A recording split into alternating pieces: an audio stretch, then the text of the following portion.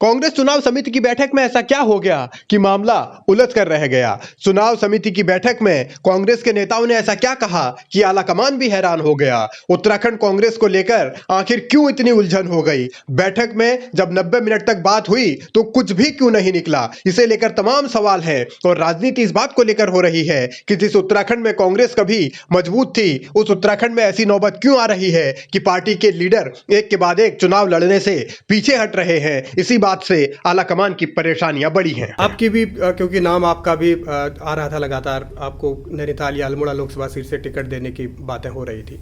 आप कितने तैयार हैं चुनाव लड़ने के लिए? देखिए, मैं कांग्रेस के कार्यकर्ता के तौर पर मैं चाहता हूं कि पूरे प्रदेश में चुनाव प्रचार में भागीदारी करूं, हिस्सा लूं।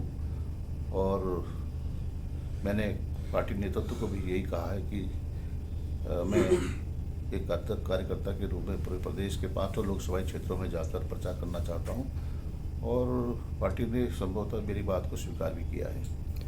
यशपाल आर्य के अपने तर्क हैं और हरीश रावत ने भी खराब सेहत का हवाला देकर चुनाव ना लड़ने की इच्छा जाहिर की है और वो पहले से ही अपने बेटे वीरेंद्र रावत की वकालत करते आए हैं। ऐसे में कांग्रेस के सामने संकट ये है कि अगर सीनियर लीडर नहीं उतरे तो क्या उनके कैंडिडेट कमजोर साबित नहीं होंगे। इसी बात को लेकर अब हरिद्वार सीट पर क्योंकि करण महरा की भी दावेदारी है, तो क्या वीरेंद्र रावत लड़ेंगे या करण महरा लड़ेंगे अगर हरीश रावत नहीं लड़ते, इस बात पर सस्पेंस बना हुआ है। गणेश गोदियाल का नाम बताया जा रहा है, करीब करीब पौड़ी सीट से फाइनल है, औपचारिक ऐलान का इंतजार है। दूसरी ओर प्रदीप टम्टा को लेकर भी अल्मोड़ा सीट पर इसी तरीके की संभावनाएं जताई जा रही हैं। हालांकि अभी इस बात को लेकर पेंडिंग है मामला कि यशपाल आर्य को यह मनाने की कोशिश है कि वो चुनाव लड़े और यशपाल आर्य फिलहाल हमलावर है बीजेपी पर।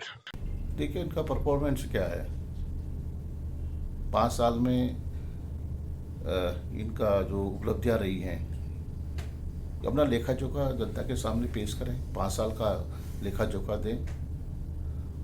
इन्होंने जो सांसद के तौर पर जो इन्होंने गांव गोद लिए थे, उन गांवों की क्या स्थिति है, इसी को बता दें।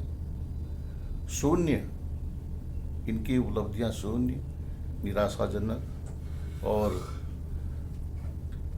विकास के नाम पर एक ईंट लगाने का काम भारतीय जनता पार्टी के सांसदों ने पिछले 5 सालों में किया हो, बताएं।